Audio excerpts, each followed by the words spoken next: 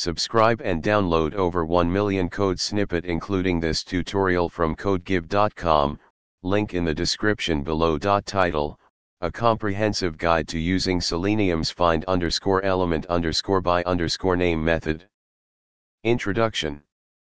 Selenium is a powerful tool for automating web browsers, enabling developers and testers to interact with web applications.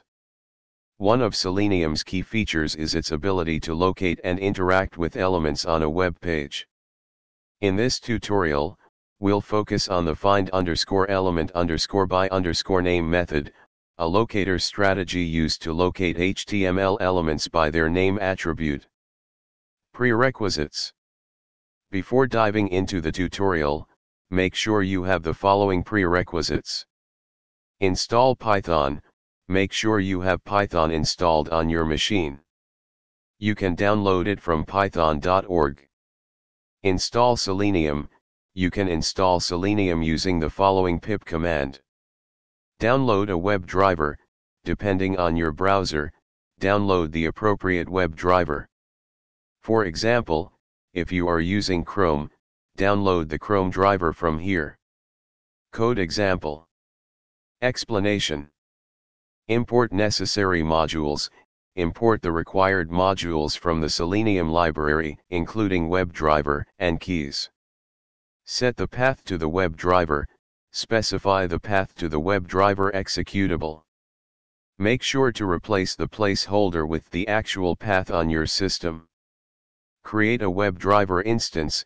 Instantiate a webdriver, in this example, a Chrome webdriver.